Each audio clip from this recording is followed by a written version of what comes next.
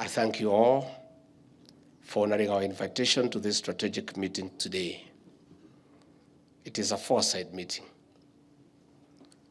We are not preparing to respond to the El Nino expected disaster. Rather, we are consolidating and refining coordination strategy for mitigation. Unlike the past, we are saving lives and livelihoods before tragedy strikes. That is why this convening is critical in streamlining our actions as opposed to disjointed reactionary measures. While it is the responsibility of government to protect life and livelihoods, inclusion of partners offers well thought out actions for better results. This was evident in the last few months when we worked together in fighting famine and drought. I must admit that I was privileged to chair the National Emergency Response Committee that dealt with the worst drought in 40 years, and to the credit of the people in this room and other partners, we are so proud that we didn't lose a single life despite having the worst drought in 40 years. I want to say pongezi. Excellencies, distinguished guests, the weather forecast indicates that more than 20 counties across the country may face one of the heaviest rain seasons in decades, starting the month that is just about to end, and we have been told all counties. Indeed, as can be confirmed by governors and our regional commissioners present, several parts of the country are already receiving rains beyond usual quantities. This will intensify and extend up to early 2024. Some of the counties that have been identified as possible areas of El Nino include Siaya, Kisumu, Homa Bay, Migori, Kisii, Nyamira, Baringo, Uasin Gishu, Elgeyo Marakwet, Nandi, Kericho, Bungoma, Kakamega, Busia, Trans Nzoia, West Pokot, Vihiga, Laikipia, Murang'a, Nakuru, and Narok. As you may have noted, these counties are either in the Rift Valley or west of the Rift Valley.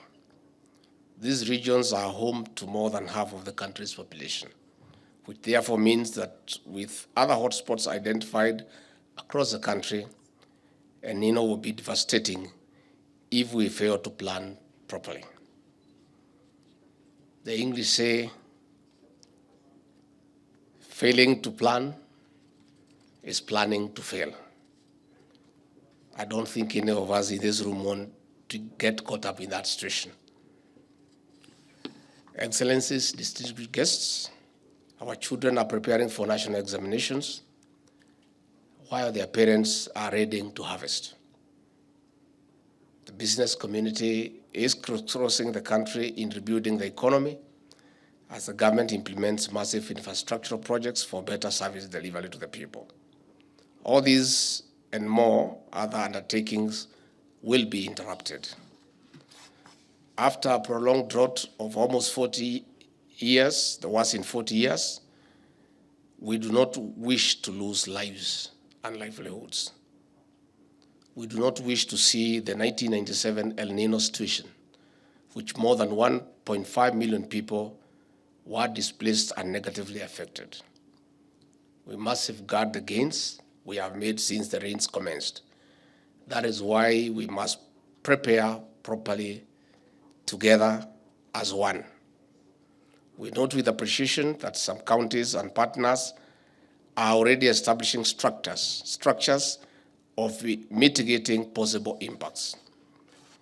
In particular, I wish to urge counties including Nairobi, Mombasa, Kisumu, Nakuru, among others, to give priority to cleaning and unclogging the drainage networks.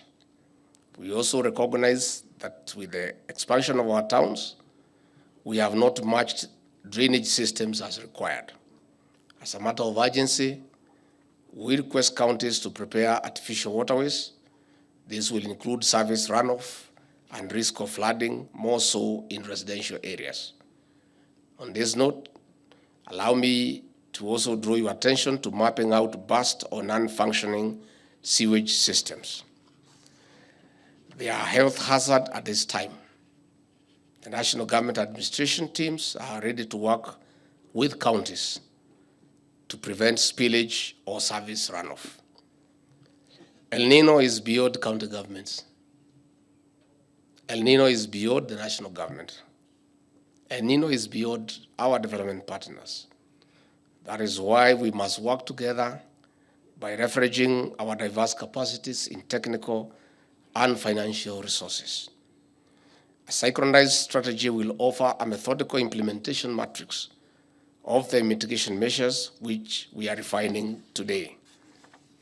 One of the key components of our strategy is sharing of information between our teams as gathered from early warning systems. We also agree on execution of duties and responsibilities for a shared win during and beyond El Nino. Excellencies, distinguished guests, let me take this moment to also address our people, the Kenyan people. I wish to start by assuring them that a lot has been going on in the background in preparation of the expected abnormal rains. Today's meeting is a comparison of notes with our partners for better response and, most importantly, mitigation in the event of emergencies. It is very important for us, Kenyans, to take measures to reduce the negative impact of these rains. That is why we are appealing to those living in low-lying and flood-prone areas to move to higher grounds. On the other hand, we would like to urge our farmers, especially those with grains to harvest, and store their produce early, and where possible, sell to those who are willing to buy. This will minimize post-harvest losses. Further, we also request Kenyans to be proactive in reporting cases of emergency through officials and other channels that would be making public.